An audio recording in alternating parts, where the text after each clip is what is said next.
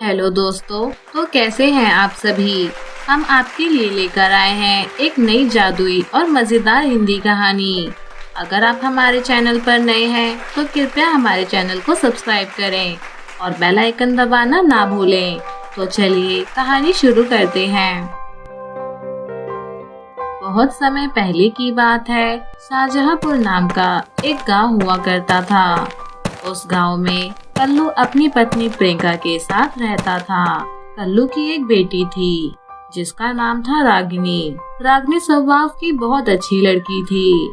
वह हमेशा से ही गरीब और बेसहारा लोगों की मदद किया करती थी। वह स्कूल में सभी बच्चों के साथ हंसी खुशी से रहती थी। रागिनी के पिता कल्लू के पास खेत न होने के कारण वह खेती नहीं कर पाता था, इसलिए वह गांव के बाहर एक फैक्ट्री में काम किया करता था। उस काम के बदले उसे इतने पैसे मिल जाया करते थे कि वह अपनी बेटी को एक अच्छे स्कूल में पढ़ा सके और घर का खर्चा चला सके, मगर वह पैसे नहीं बचा पाता था। एक दिन रागिनी स्कूल से घर आती है और अपने पिता से कहती है, पिताजी, मेरा जन्मदिन आ रहा है। जन्मदिन पर आप मुझे सोने के झुमके देना। मेरे पास झुमके नहीं हैं। आप मुझे सोने के झुमके दोगे ना? हाँ मेरी प्यारी बेटी, मैं तुम्हारे लिए सोने के झुमके बनवा दूंगा, मगर अभी नहीं। अभी हमारे पास पैसे नहीं हैं। कुछ समय बाद मैं तुम्हारे लिए सोने के झुमके बनवा दूंगा। कल्लू ऐसा कहकर अपनी फैक्ट्री के लिए चला जाता है। वह फैक्ट्री के बाहर पहुंच जाता है। वह देखता है कि फैक्ट्री में तो आग लग गई है। सभी लोग आग को बुझाने की कोशिश कर रहे हैं। तभी काफी देर मेहनत करने के बाद वह आग बुझ जाती है और फैक्ट्री का मालिक अपने सभी काम करने वाले मजदूरों को बुलाकर कहता है, मुझे यह कहते हुए बहुत दुख हो रहा है कि आज के बाद मैं तुम्हारा मालिक नहीं हूँ। अब तुम सब अपने अपने घर जा सकते हो और कहीं और काम देख सकते हो, क्योंकि मेरी फैक्ट्री में आग लगने के कारण अब इस नुकसान से उबरने के लिए मेरे पास पैसे नहीं बचे। आज के बाद यह फैक्ट्री दोबारा कभी नहीं शुरू होगी। मालिक, मैं बहुत गरीब हूँ। मुझे कृपया करके मेरी तनख्वाह दे दीजिए, जिससे मैं इस महीने का राशन भरवा सकूं और अपनी बेटी की स्कूल की फीस भर सकूं। देख कल्लू, यह आग की लपेट में मेरे सारे पैसे जल गए हैं। अब मैं तुझे पैसे कहां से ला कर दूं? मेरे पास भी पैसे नहीं हैं। मैं भी तेरी तरह एक गरीब इंसान हूँ। ऐसा कहकर मालिक वहाँ से चला जाता है।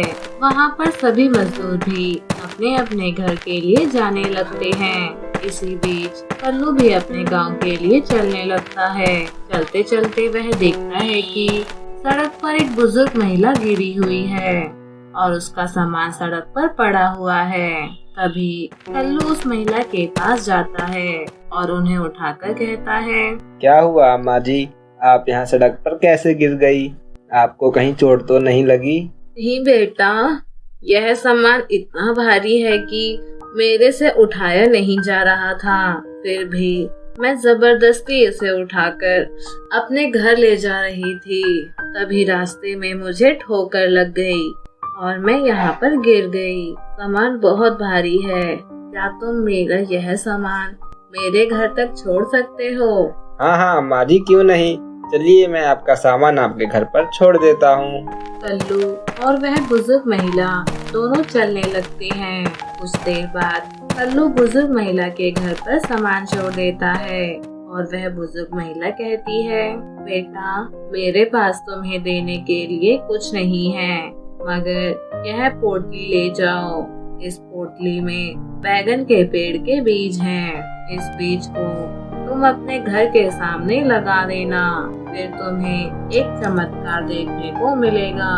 कल्लू बुजुर्ग महिला को धन्यवाद देता है और पोटली लेकर वहाँ से चला जाता है। अपने घर पहुँचकर कल्लू उस बैगन के बीज को अपनी पत्नी को देते हुए कहता है, प्रियंका, आज तक जिस फैक्ट्री में मैं काम कर रहा था वहाँ आग लग गई थी। फिर मालिक ने सभी मजदूरों को अपने अपने घर भेज दिया। मैं वापस आ रहा था कि तभी एक बुजुर्ग महिला सड़क पर गिरी हुई थी। उन्हें उठाकर मैं उनके घर पर छोड़कर आया। फिर उन्होंने मुझे यह बैगन के पेड़ के बीज दिए हैं। उन्होंने कहा है कि इस बीज को अपने घर के सामने लगा देना, फिर हमें एक चमत्कार देखने को मिलेगा। तुम इसे ले जाकर घर के आंगन में लगा दो। फिर प्रियंका वह बीज को लेकर चली जाती है और घर के बाहर जमीन में उस बीज को लगा देती है। प्रियंका और कल्लू रात होते ही सो जाते हैं। अगले दिन प्रियंका जब घर के बाहर जाती है तब वह देखती है कि उस जगह पर एक जादुई सोने के बैगन का पेड़ उग गया है। वह दौड़ी दौड़ी घर के अंदर जाती है और कल्लू से कहती है, अजी बाहर देखिए, सोने के बैगन का पेड़ लगा हुआ है। बुजुर्ग महिला ने सही कहा था, हमें चमत्कार देखने को मिलेगा।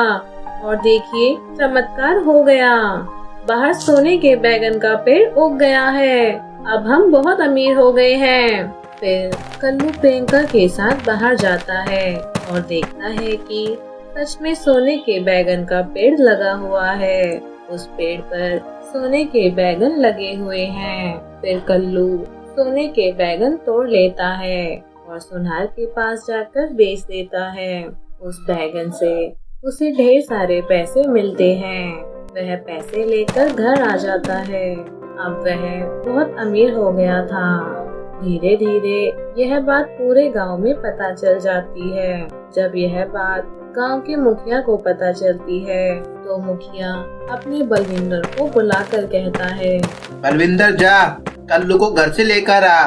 सुना है वह बहुत अमीर हो गया है। आखिर हमें भी तो पता चले अमीर होने का राज। बलविंदर मुखिया की बात मानकर वहां से चला जाता है और कल्लू के घर पर पहुंचकर कल्लू को बुलाता है। कल्लू बाहर निकल, बिल में क्या छुपा बैठा है? तुझे मुखिया जी ने अपने घर बुलाया है।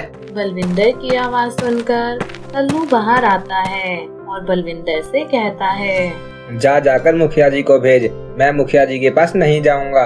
अगर उन्हें मुझसे काम है तो वह मेरे पास खुद आए। कल्लू ऐसा कहकर बलविंदर को भगा देता है। बलविंदर मुखिया के पास पहुंचकर मुखिया को सारी बात बता देता है। फिर मुखिया और बलविंदर कल्लू के घर आते हैं और कल्लू से कहते हैं, कल्लू तू तो बहुत अमीर हो गया है। तेरे पास इतने पैसे कहाँ से आए? जरूर कहीं न कहीं चोरी करी होगी। जल्दी बता इतने पैसे कहाँ से आए, वरना अभी मजा चखाता हूँ। नहीं सेठ जी, मैंने कहीं चोरी नहीं की है। मैं इतना अमीर सोने के बैगन बेचकर हुआ हूँ। मेरे पास सोने के बैगन देने वाला बैगन का पेड़ है। फिर मुखिया की नजर वहीं लगे सोने के बैगन के पेड़ पर जाती है। मुखिया सारी बात समझकर बलविंदर को कहता है, बलविंदर यह सोने के बैगन के पेड़ को उखाड़ ले। इसे हम अपने साथ ले जाएंगे और इससे हम भी बहुत जल्दी अमीर हो जाएंगे। जैसे ही बलविंदर उस बैगन के पेड़ को पकड़ता है वैसे ही वह एक बैगन के रूप में बदल जाता है। यह सब देखकर मुखिया डर जाता है और वहाँ से दुम दबाकर भाग जाता है। तो मेरे प्यारे दोस्तों, कैसी लगी आपको हमारी यह कहानी? हमें कमेंट करके जरूर बताएं और ऐसी नई कहानियाँ सुनने के लिए हमारे चैनल को सब्सक्राइब कर लें और हाँ, बेल आइकन दबाना ना भूलें। मिलती हूँ आपसे ऐसे ही किसी मजेदार कहानी के साथ। तब तक के लिए बाय बाय दोस्तों।